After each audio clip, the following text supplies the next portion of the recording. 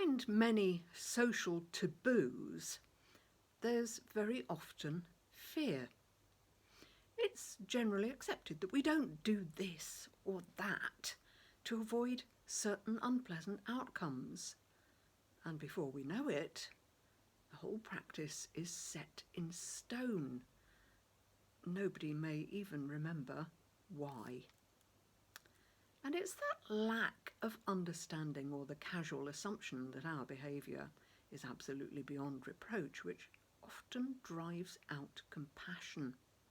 We're so bothered about ourselves that empathy for anyone else goes completely out of the window, and nobody even questions it.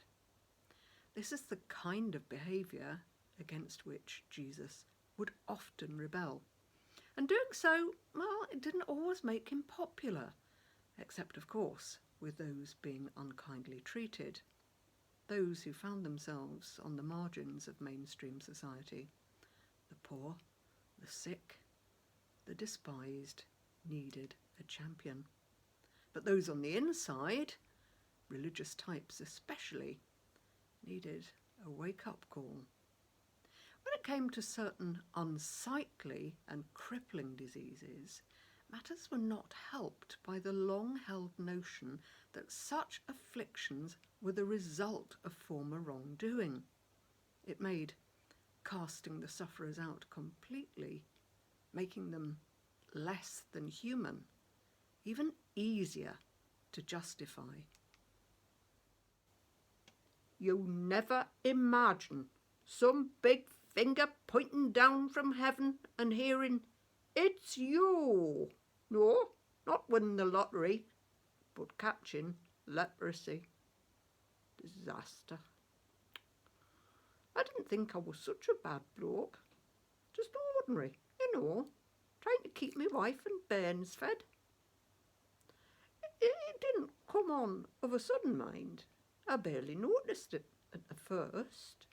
But the wife said, "Here, what's that on your arm?" Small patch it were, red and bumpy. Then it started to flake off.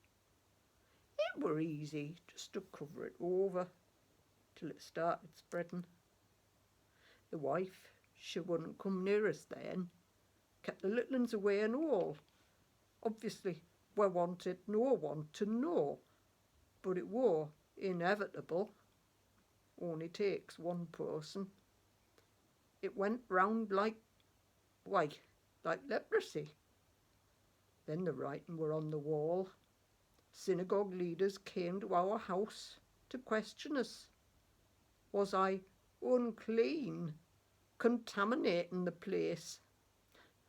Of course, my family didn't want us to go, but they were so afraid of catching it themselves, and I didn't want that either. Everyone knew what happened to lepers. They had to live right away from other folks, in caves if you were lucky. But we still had to eat, and if we came near the town, stones and shouting and chasing us off with dogs. At first, my brother brought us food, but it didn't last. I couldn't walk. Terrible.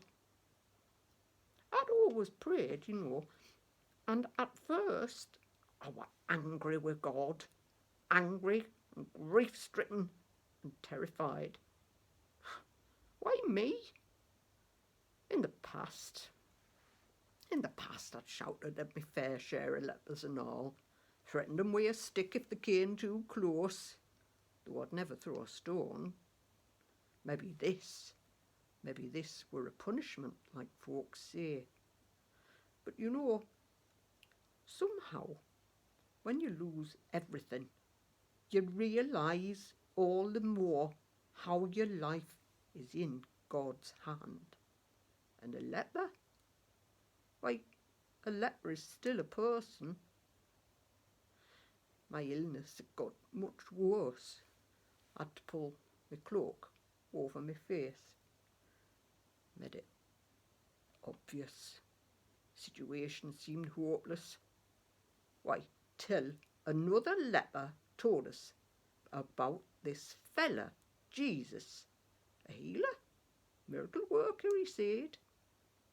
Several of us, untouchables, were holed up in the hills a few miles from the lake. Going after him were a risk, but I was that miserable, I decided I would seek him out. It was my only hope. It was really hard travelling after dark, but most stone throws were abed then.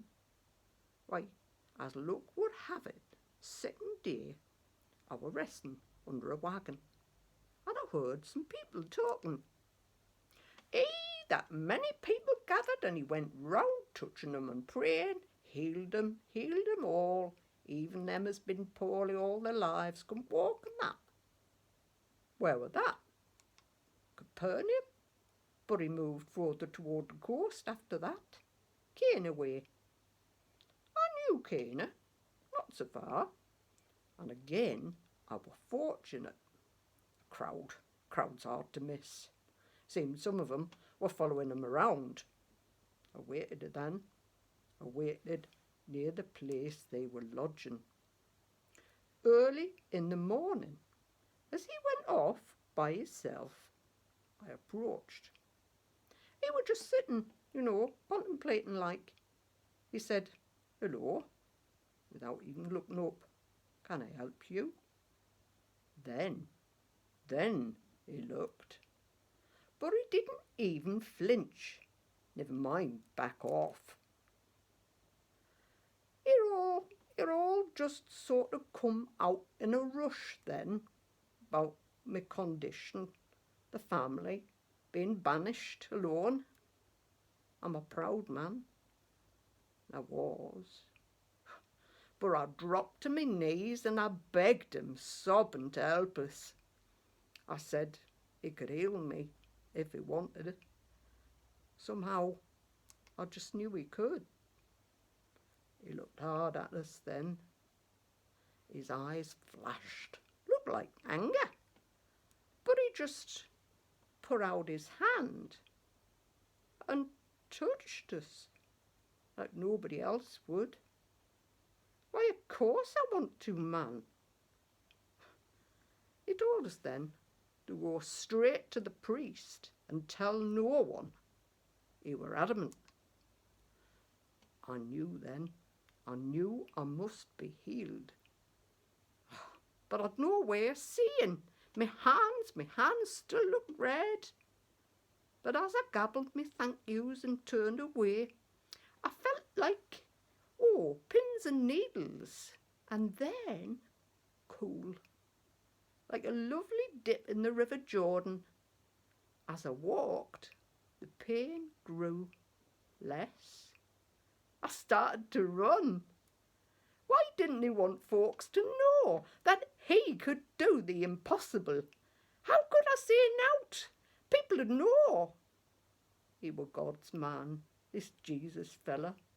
No doubt at all. He just touched us. Aye, the untouchable. Jesus was angry. I wonder why. Angry that this poor man accosted him, or angry at the way he'd been treated? Impressed by the man's lack of doubt that he could certainly heal a progressive and incurable disease, Jesus gives him what he's asked for without delay, by doing the one thing that was unthinkable for any other member of his community, even his family. He touches him, revealing the love of God for this suffering soul, and an unspoken impatience over his routine casting out. What Jesus surely wants, albeit that his petitioner probably doesn't realise his healing implies, is to restore wholeness to the broken, to reunite the cruelly divided, and to create a God-minded people which will choose a compassionate course of action over desperate and fearful measures. Who knows why Jesus wanted to keep this spontaneous miracle a secret? Perhaps it was simply to buy him a little more time before his final rejection with the hard-hearted keepers of the unquestioned rules. So overjoyed, however, is the impossibly cured man that he cannot resist telling everyone he meets how, for one extraordinary person, the collateral damage of their self-serving arrangements, the utterly untouchable, to God are no such thing.